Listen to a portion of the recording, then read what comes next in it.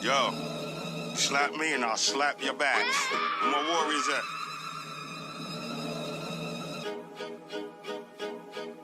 Revolt like the militant Malcolm X with the red, black, and green Marcus Garvey on my chest. Revolt like the great one Nat Turner with the guard you nows, hammers and burners. Revolt like the militant Malcolm X with the red, black, and green Marcus Garvey on my chest. Revolt like the great one Nat Turner with the guard you nows, hammers and burners.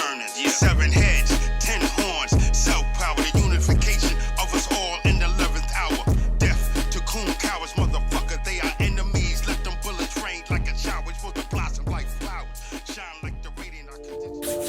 What's up? This Bagalino, and this is the Bensonhurst Stories, Voices of Marlboro Residents. What's your name, brother? My name is Dwayne, aka Bullethead. Where you from? Brooklyn, New York, Marlboro Project.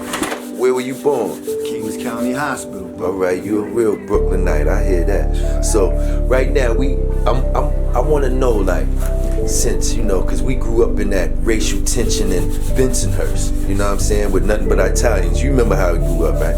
So I want you to tell the people how if it did change from growing up to being a man, and how did it change? And can you tell us some stories or a story about some tension or getting chased, or you had to fight or defend anybody against the white people? For me, it was my first experience in dealing with racism in itself, apart from, listening to what racism was. But actually being chased by a group of people because of the color of my skin. I got chased by one time. That was in Joseph P. Cavallaro. Alright, I got chased with Cav too. So tell me why you got chased. Oh, well, I got chased because I was black. Why Joey telling his man, Frankie, hurry up, wait, Frankie, hurry up. It was very dramatic, and scary sometimes, because these people were like threatening your life. And for me, I felt threatened every time I would go to school. And there What were school times did you go to? I went to PS 95. Where's that Brooklyn. at? Bensonhurst. Bensonhurst. All right. When you went to school? Yes. So And, we got chased many a times coming home from school. I had to run all the way home. And it was very dramatic as being a young child then. So give me an example of a story or something that you had to run home for your life or something from the Italians in Bensonhurst, Brooklyn. Well, for me, the first time when I did experience that, it was a great fear, running for your life and not knowing what's going to happen to you. And, me and a group of my friends, we just came out of school and we were and then being chased by a mob. It wasn't just like 1 or 2. It was like a mob. Were they your age or were they grown men? They were like older, put it like that. Grown men. I experienced this in the 5th grade, 6th grade, and when I got to junior high, 7th, 8th, and 9th grade, also experienced the same thing. All right. Did you ever have a fight one-on-one with a white boy? Oh, yeah. All right. Did you ever have a one-on-one fight with a black guy? Oh, yeah. So, when you had a fight with a black guy, did you feel rage like the same? Or did you have rage the same as when you had to fight the white guy? When you fought the white guy, did it feel the same as fighting a black guy? Well, it felt the same, for me, it felt the same. It felt I just had to defend myself. And, but having it come from being able to defend myself because of my skin color, because of who I am, that was the difference in fighting someone like that. So can you give me a little short story of an incident coming up Where it was a racial time in war. We had to fight. We had to get your knuckle game up. It wasn't about black people. It was about the Caucasians. Because the Caucasians is the ones that was trying to do us damage. But now they want to study from 35 to 50 years and try to understand where we coming from. So once I crossed that yellow line and stepped in them projects, I put the food down and said, what the fuck? Come across this yellow line. We're gonna get you. They didn't come across that yellow line. And I had a personal experience with being attacked and fearing for my life. Riding through a neighborhood that was white in Bensonhurst. And Italians, Americans were the ones responsible for this threat. And had it not been for a priest who happened to be Italian also, I wouldn't be here today. So elaborate on that story. Well, as we were, me and a group of my friends, about 8 of us, took a bike ride from Queens, Rosedale, Queens, to East New York, Brooklyn. And we had to ride down this road of Atlantic Avenue.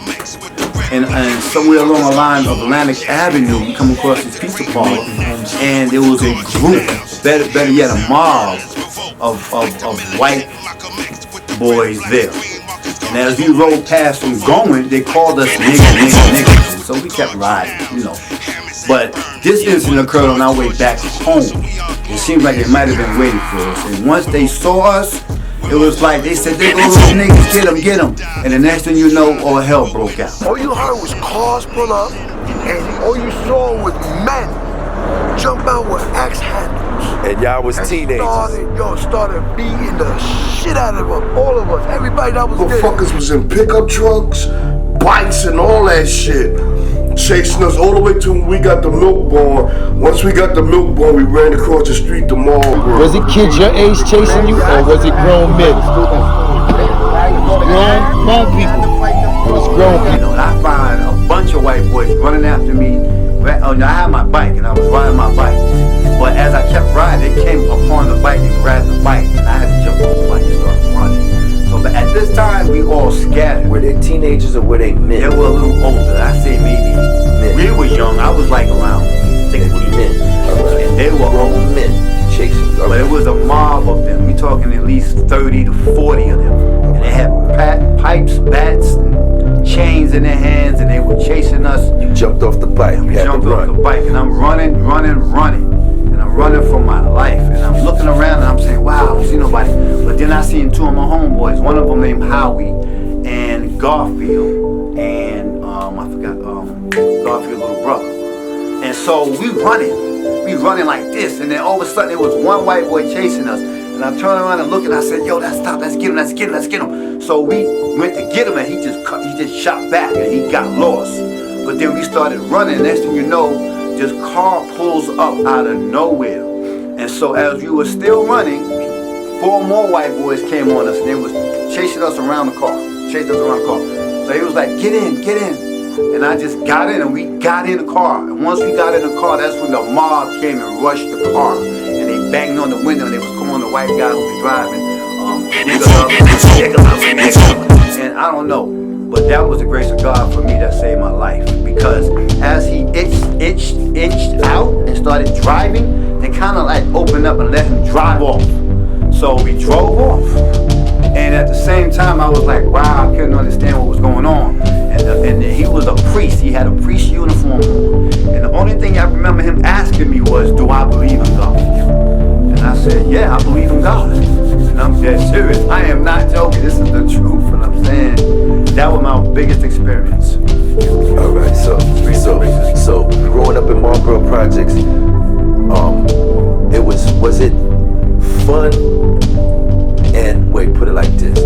Even though you had to endure so much racism, did you still have fun and overcome and live your life and just look at them as bigots and devils? Definitely. I looked at them as for who they were.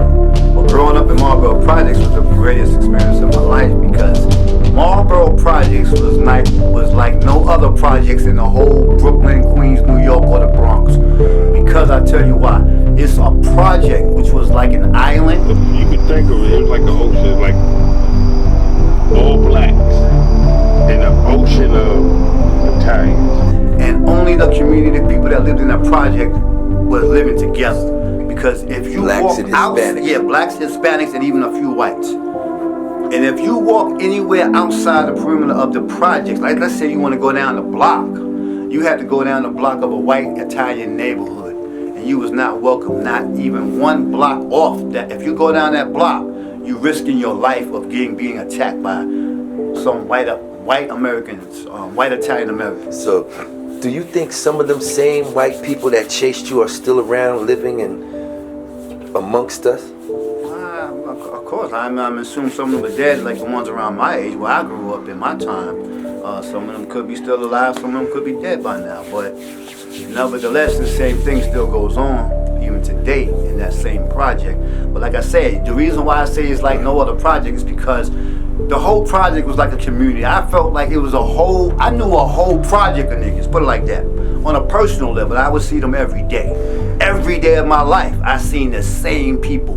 When we used to go and hang out together, we would hang out in 30 plus deep every time we go somewhere. You know what I mean? And that was the experience I experienced because it was like a big family. One project, a big family. Marlboro Projects is like no other projects to me in all of New York City, Queens, Bronx, Manhattan, whatever, because of the culture. All right, I got a question for you. For the youngsters and the kids growing up, the young adults growing up now, that doesn't see racism as we seen it, but they know it's out there, what advice do you have for them? Racism is a bad thing for any race of people. That's what I would say. It's a bad thing.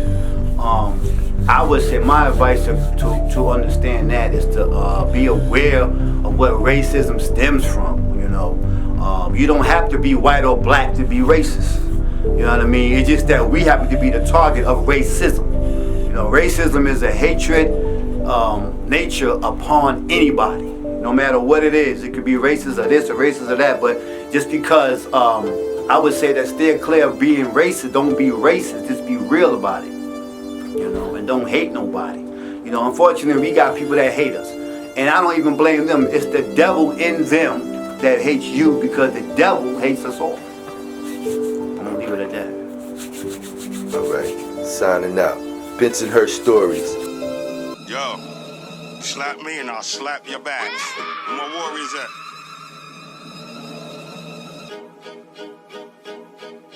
Revolt like the militant Malcolm X with the red, black, and green Marcus Garvey on